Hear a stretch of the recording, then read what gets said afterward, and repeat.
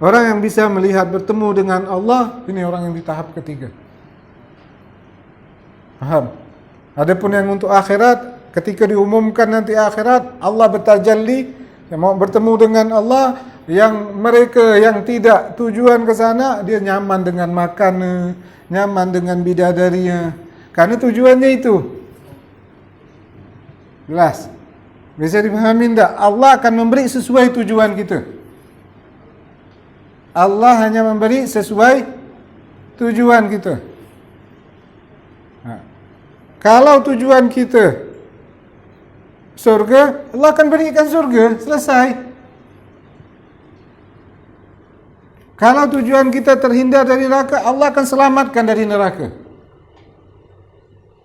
Tapi orang yang ketiga ini tujuannya Allah, maka dia mendapat kenikmatan khusus, yaitu melihat Allah nanti di akhirat.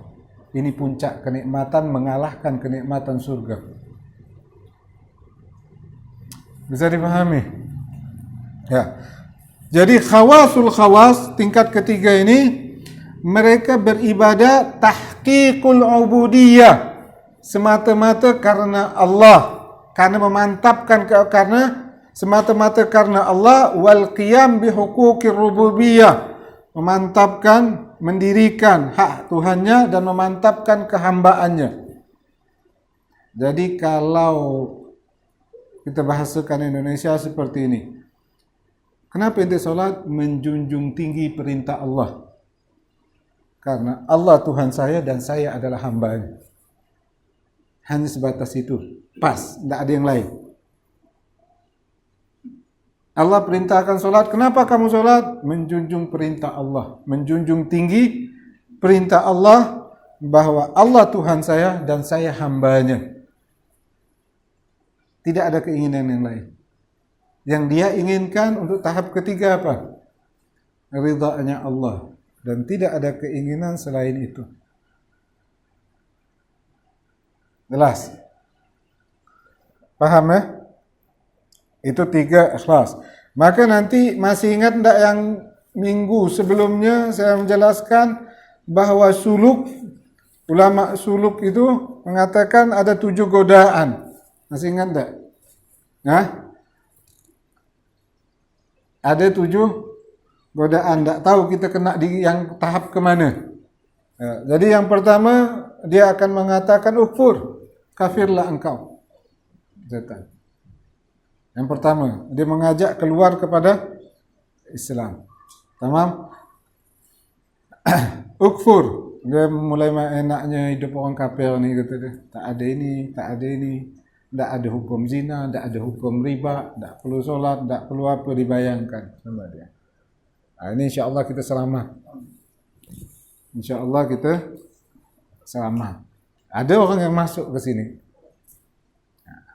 Kalau dia tidak bisa kafirkan orang, masuk yang kedua. Apa kata dia? Katanya, udah, berarti kau orang Islam. Udah, kau selamat. Kau pasti masuk surga. Saya tidak perlu ibadah. Orang Islam pasti masuk surga. Apa di ibadah? Tenang saja. Kamu Muslim, Islam artinya selamat, kamu pasti masuk surga. Jelas? Apa yang kita jawab? Kita katakan bahwa syaitan, aku tidak bisa tidak taat. Aku butuh bekal. Aku perlu sholat, aku perlu puasa. Itu bekalku, bukan hanya Islam, tapi aku perlu bekal. Ya. Gagal syaitan di tahap ini. Masuk di tahap ketiga. Apa? Kata syaitan, okey, kau mau beramal. Kata syaitan, banyak-banyak beramal. Nanti kau banyak solat, kau nanti banyak puasa, banyak baca Quran. Tapi nanti tua. Kata syaitan. Nanti waktu tua nanti, tenang je. Nanti banyak-banyak kau sembahyang, kata. Nanti waktu tua. Pokok tahap pertama dia keluar dari Islam. Yang kedua dia menghalangi si hamba ini untuk melaksanakan ibadah. Ya. Cara satu gagal, cara kedua bagaimana tidak beribadah.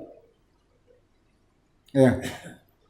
Syaitan nanti, kata syaitan, kau beramal, tenang je, nanti beramal. Nanti solat, kata syaitan. nanti kau puasa, kau solat jamaah, tapi nanti tua, tenang-tenang dulu. Ya, kata syaitan, yang dipandangkan akhir. Kalaupun ente ibadah sekarang, nanti akhirnya jelek, suul khatimah. Tapi kalau ente maksiat sekarang, akhirnya baik, husnul khatimah, kata syaitan. Kan yang dipandang ibadah itu akhir. Ya. Jelas. Kalau dia tetap ngotot, dia mengatakan, ya, wahai syaitan, umur di tangan Allah. Saya tidak tahu berapa sampai tua atau tidak. Ya, ada orang sampai 60, dia mengatakan nanti udah tua, padahal udah beruban. Tak tambah gila nama tu. Umur 50 nantilah nak taubat tua lagi. Nunggu tua sampai mana lagi? Jelas? Itu kalau kita bisa mengalahkan, membantah dia, menjawab dia, saya selamat kita. Udah, syaitan berarti tidak ada alasan lagi. Dia masuk tahap keempat. Udah, kata syaitan, kau gini, udah banyak-banyak kau beramal, kata dia. Banyak-banyak sekali, syaitan.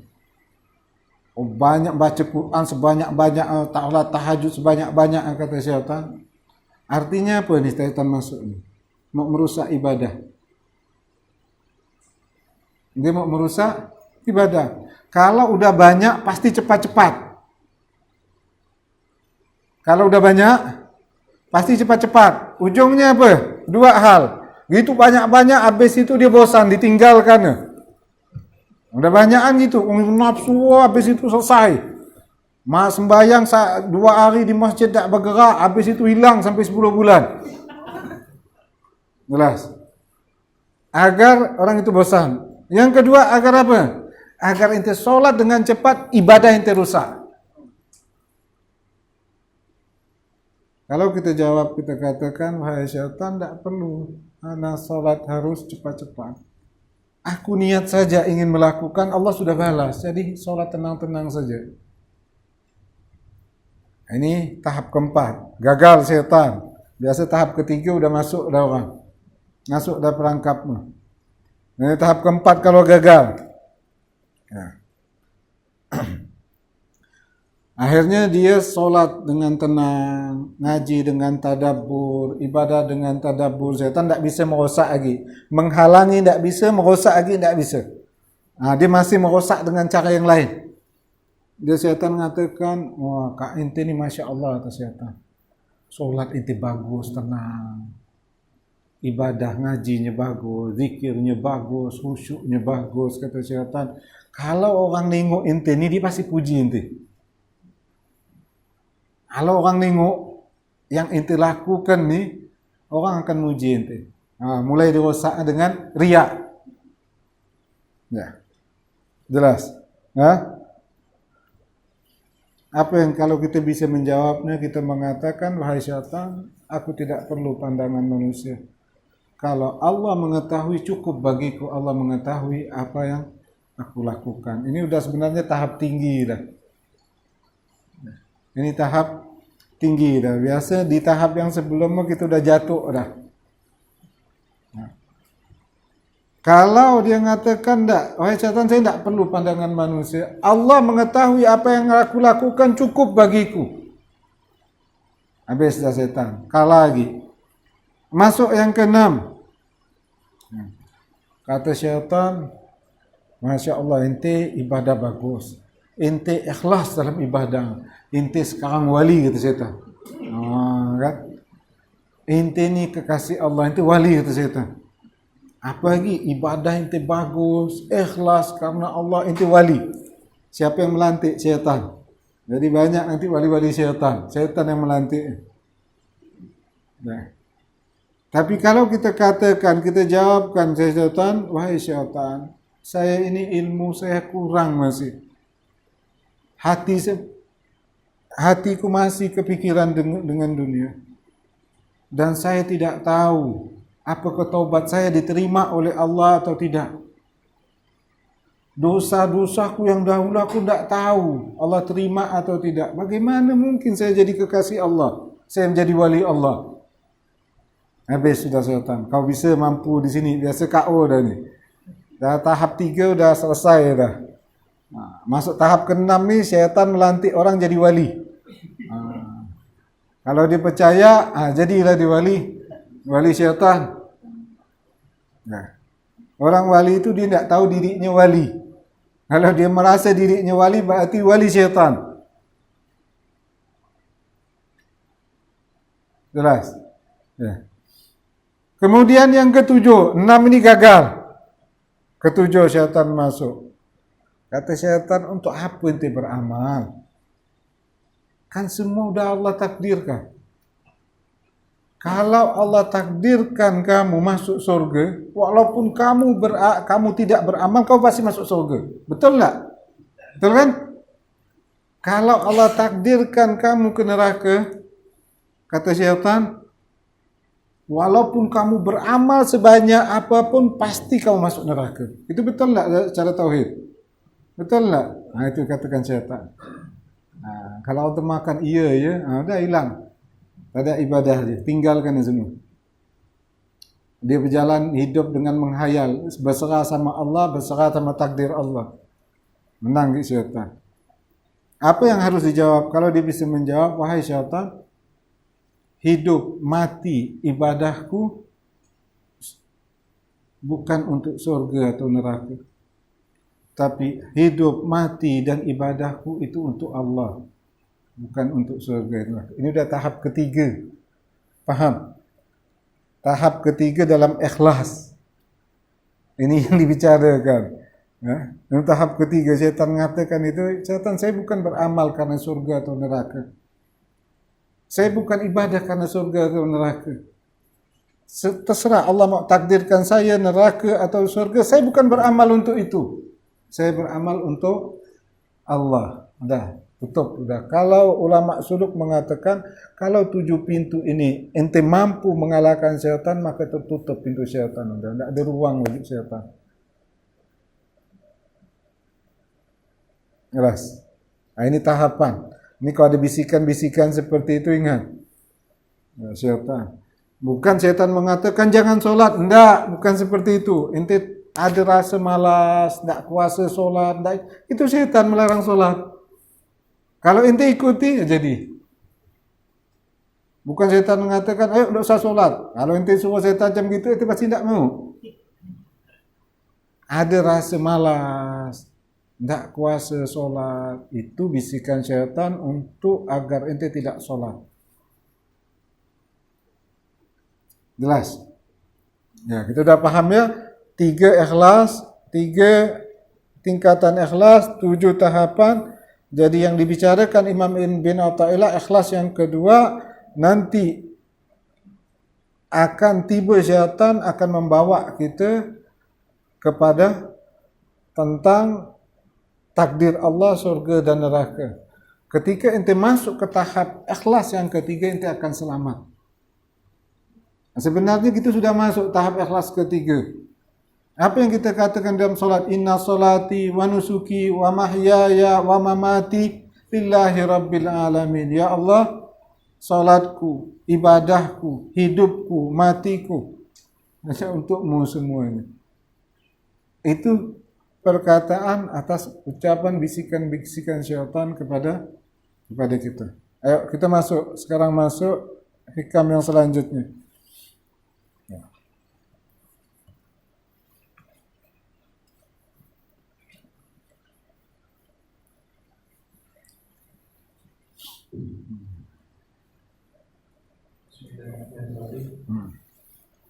Janganlah kamu pergi dari satu alam makhluk ke alam yang lain. La tarhal minal kon ilal kon. Ingat di kata-kata Imam Ibn Athaillah, jangan kamu pergi atau berpindah dari makhluk ke makhluk yang lain, dari alam ke alam yang lain. Ya. Kalau kita beramal karena manusia, kita beramal untuk mendapatkan kedudukan, ini makhluk semuanya kan. Selanjutnya masuk tahap kedua, kita beribadah untuk mengharapkan surga, untuk dijauhkan dari neraka, mengharapkan fasilitas-fasilitas surga, gedung-gedung dari surga, bidadari-bidadari surga, ini makhluk atau bukan? Ente masih di situ, masih di tempat yang sama. Awal ente untuk dunia makhluk, ente pergi pun untuk makhluk juga. Bisa dipahami enggak?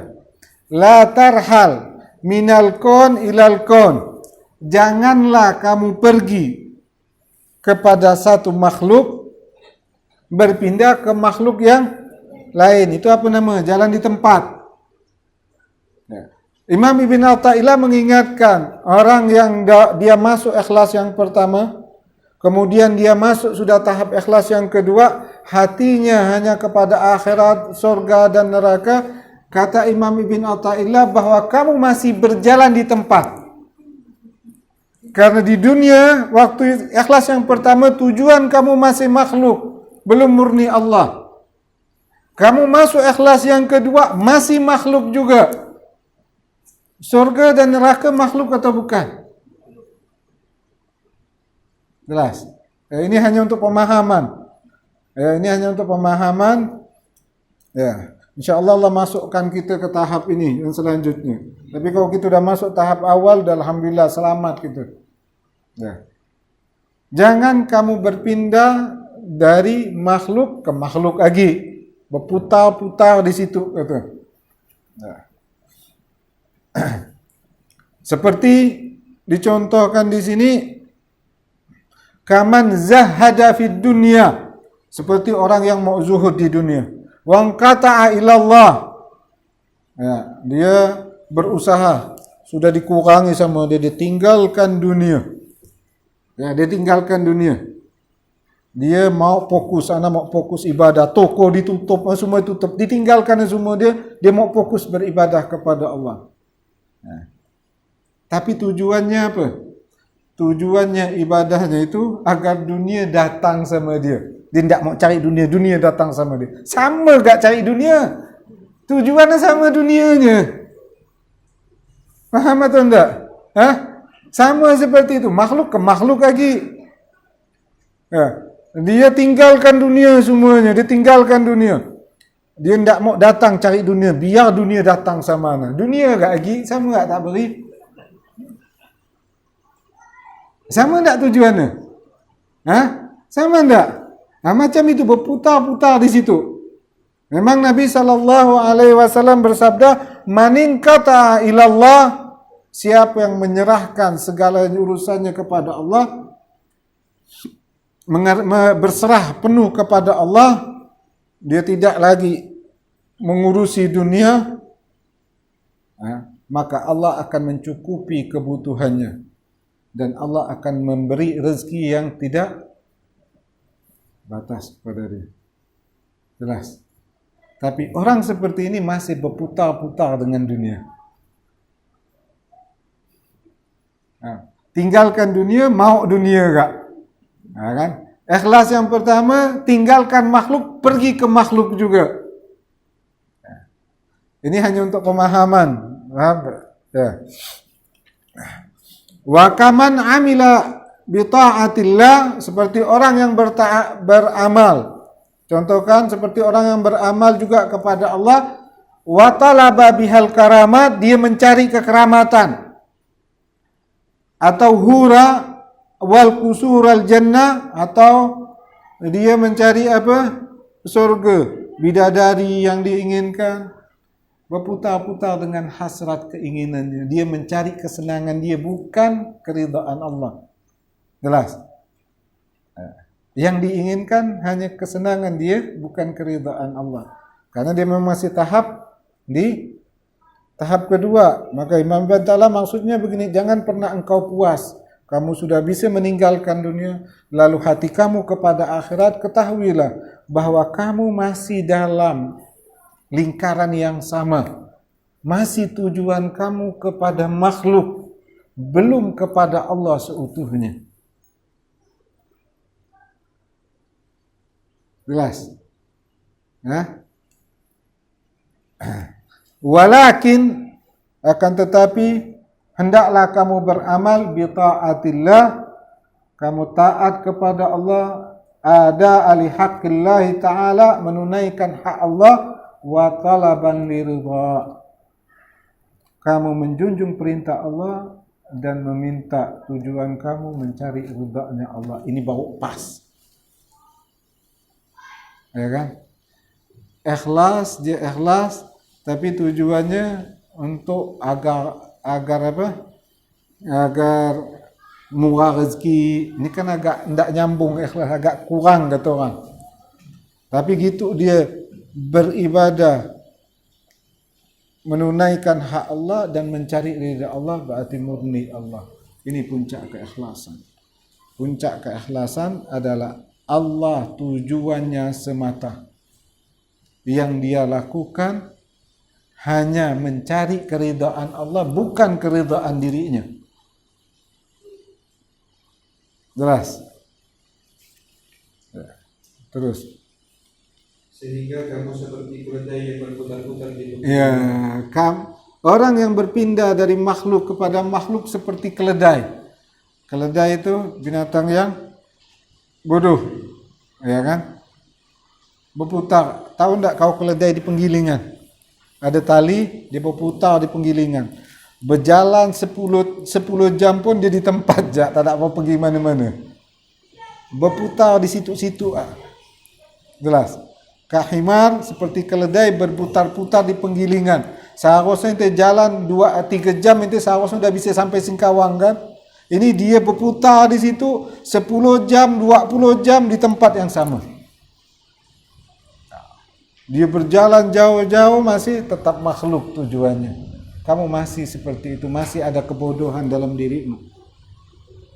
Masih tujuan kamu makhluk, bukan Allah semata. Jelas. Ya, macam semua tujuan Allah akan berikan. Ente mau beramal apapun, ente baca la ilaha illallah 100 kali biar kaya, Allah kasih kaya. Jelas. Ente baca la ilaha illallah biar ente sakti, Allah berikan. Allah akan berikan sesuai tujuan ente. Jadi jangan heran orang beramal ni dapat, Allah akan berikan. Ente beramal untuk surga, Allah akan berikan surga. Ente beramal akan tindak neraka, Allah akan hindarkan dari neraka. Apapun tujuan yang ente tuju dalam amal ente akan Allah berikan. Tapi hanya itu ente dapatkan. Tapi kalau orang beribadah untuk ridha Allah, semua kebaikan akan mengalir sama dia. Ya kan? Mungkin tak orang beribadah untuk ridha Allah, Allah masukkan neraka, tak masuk akal. Ya kan? Jelas. Dengan ente beribadah Allah semata, mencari ridha Allah, pasti Allah masukkan dalam surga. Tidak usah repot-repot ente memikirkan surga. Dengan ridha Allah masuk ke dalam surga. Itu pemikiran tahap ketiga. Mungkin kita tidak nyambung, tapi itu pemikiran mereka. Kenapa untuk tujuan makhluk? Ketika ente beribadah untuk penciptanya, maka semuanya akan Allah beri dan melebihi orang yang lain. Jelas? Terus? Tempat tujuannya adalah tempat semula dia berangkat. Ya, berputar-putar. Dia pergi pertama, balik ke situ lagi. Ya, jelas. Ini mengingatkan orang yang di tahap mana? Tahap 2. Jangan kau puas, sudah saya tidak peduli sama dunia akhirat, sudah tujuan saya. Masih ente sama makhluk. Jelas. Ente masih sama makhluk. Belum Allah semata. Dia masih berputar-putar di situ. Makhluk ke makhluk, ke makhluk, ke makhluk. Ya. Ke surga makhluk, neraka makhluk. Semuanya makhluk. Belum tujuan Allah semata. Terus. Tapi pergilah dari semua alam kepada pencipta alam. Pergilah dari semua alam, dari makhluk apapun, pergilah menuju penciptanya. Arahkan semua amal kita kepada Allah. Tinggalkan semua makhluk itu. Bukan artinya orang yang tidak beramal karena surga tidak dapat surga masuk. Allah janji dapat, tapi keikhlasannya masih kurang. Ikhlas yang benar tinggalkan semua makhluk, Allah jadi tujuannya. Tinggalkan apapun yang makhluk. Dia pergi kepada Allah, memang ibadahnya mencari ridha Allah semata. Tenang, dapat semua, surga semua dapat. Tidak Allah masukkan surga neraka, sudah pasti. Maka dikatakan walakin ila irhal minal akwan ilal mukawwin. Maka pergilah kamu semua kepada pencipta alam, dari makhluk kepada pencipta makhluk tersebut. Bisa dipahami kan? Orang yang meyakini di mereka mengatakan saya beribadah bukan untuk surga ataupun untuk neraka. Itu paham tak cara pikir mereka? Itu pemikiran mereka. Itu tidak sampai, ya kan? Itu pemikiran mereka. Untuk apa mereka beribadah untuk surga dan neraka? Mereka arahkan ibadah kepada Allah. Surga neraka, Allah akan tempatkan dia di surga, Allah akan hindarkan di neraka. Dan puncaknya dia akan bertemu dengan Allah, itulah puncak kenikmatan. Karena tujuan dia Allah waktu dunia, maka di akhirat pun akan bertemu dengan Allah. Orang yang tujuan surga, dia akan dapat surga. Orang yang tujuan agar selamat dari neraka, diselamatkan oleh apapun tujuan ente akan ente capai. Jelas. Ente baca bismillah 1000 kali biar untuk ini dapat. Apapun tujuan ente Allah akan berikan. Tapi hanya sebatas itu. Jelas, terus. Dan sesungguhnya kepada Tuhanmu puncak segala tujuan. Ya, Allah lah puncak segala tujuan. Tidak bisa sampai Allah semata itu puncak tujuan. Itulah ikhlas yang sebenar-benarnya. Ya. Yang pertama ikhlas, yang kedua ikhlas, yang ketiga inilah ikhlas yang benar-benar puncaknya. Allah tujuannya semata. Ya. Kalau Allah tujuan semata, dia tidak tertarik. Ya, kalau kita ni kan, kalau bukan Allah tujuan semata, ente baca wirid ini, insya-Allah ente kaya, semangat ente baca. Ya kan? Bukan Allah tujuan semata. Ya, ente baca zikir ini nanti begini, ente semangat baca. Ya. Karena bukan Allah tujuan semata. Ya. Jadi orang yang mencari ridha Allah, dia dapat ridha Allah. Orang yang mencari, dia beramal agar Allah mencintai dia, dia dapat cintanya Allah. Allah akan beri sesuai tujuan dari ibadahnya. Jelas. Itu intinya seperti itu. Allah akan berikan sesuai apapun ente mau. Ente akan dapatkan sesuai tujuannya. Ya, terus. Perhatikanlah sabda Rasulullah SAW. Barang siapa hijrahnya karena Allah dan Rasulnya, maka hijrahnya pada Allah dan Rasulnya. Ya. Barang siapa yang berhijrah karena Allah dan Rasulnya, dia berpindah dari satu kepada satu karena Allah dan Rasulnya, maka apa yang dilakukan Allah dan Rasulnya, mendapat ridha Allah.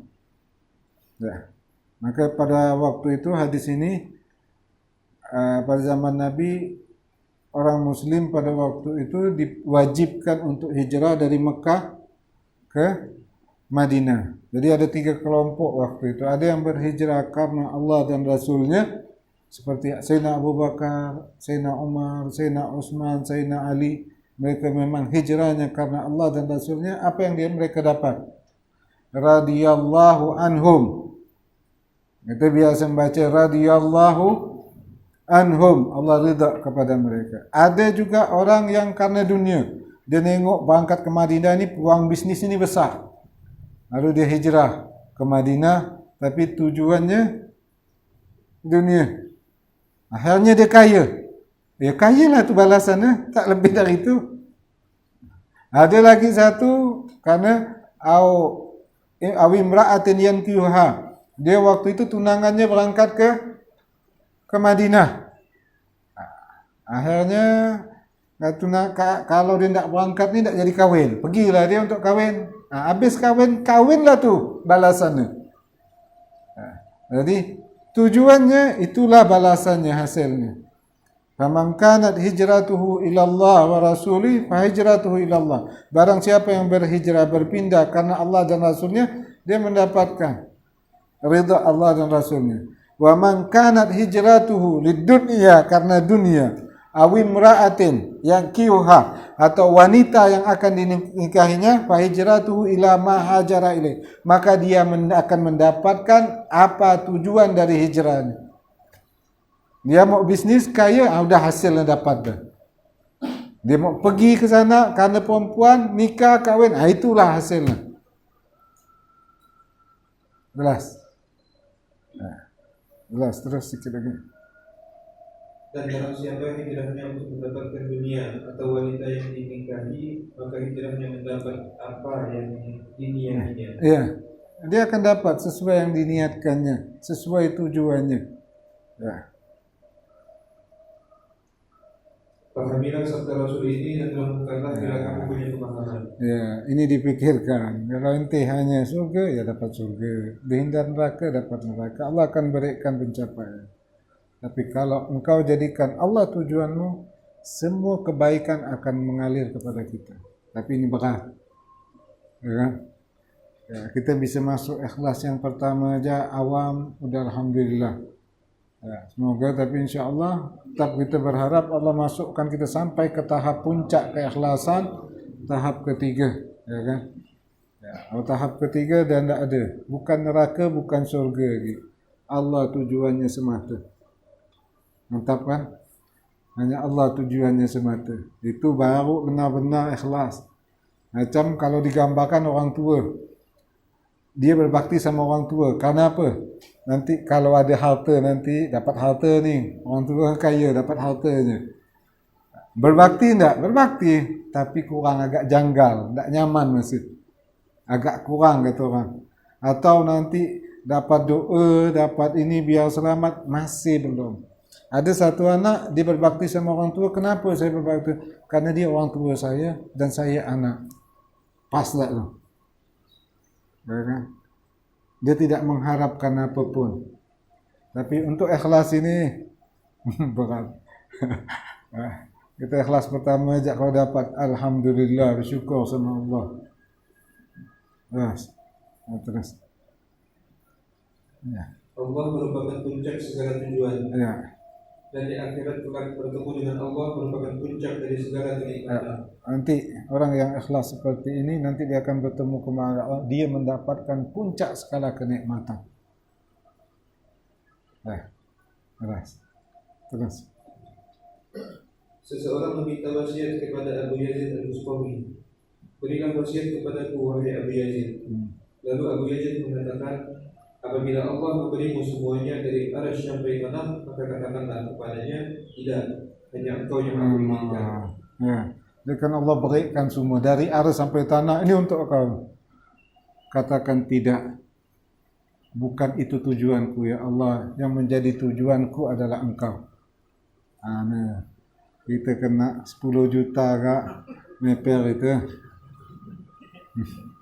Terus. Ya. Ini andaikan sampai aras Allah berikan, tak ditolak. Bukan itu tujuanku ya Allah. Ya. Tujuanku adalah engkau. Ya, terus. Abu Sulaiman Ad-Darani berkata, jika aku disuruh memilih solat 2 rakaat dan masuk surga Firdaus, maka aku memilih solat 2 rakaat. Karena surga Firdaus itu keinginan nafsu, tapi solat 2 rakaat untuk Tuhan. Ya. Orang yang mencari ridha Allah, dia akan lebih mengutamakan ridha Allah daripada kesenangan diri dia.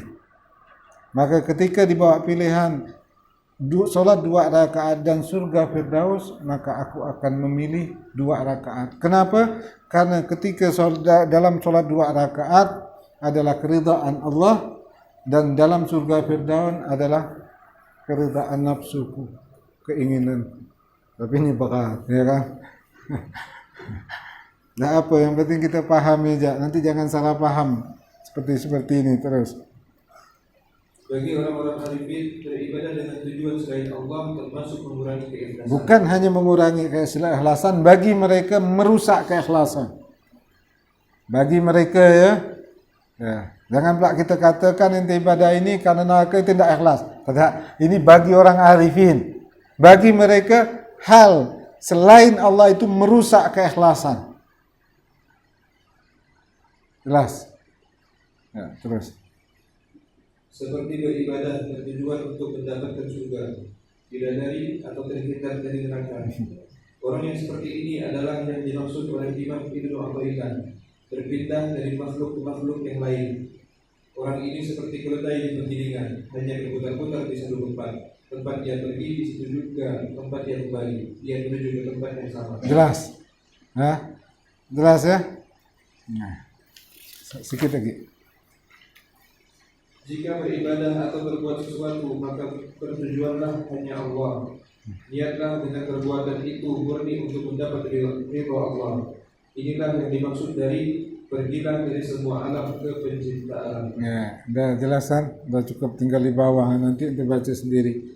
Nah, ini di hikam yang ketiga tentang ikhlas. Jadi jangan pernah ente puas dengan keikhlasan yang ente lakukan.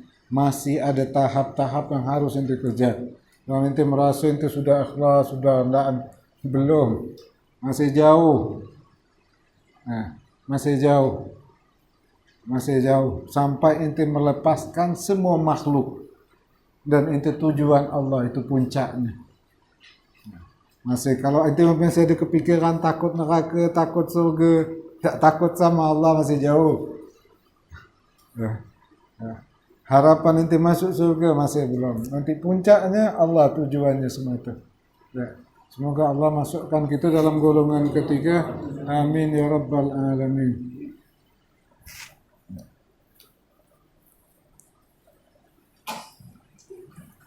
يا ربنا اعترفنا بأننا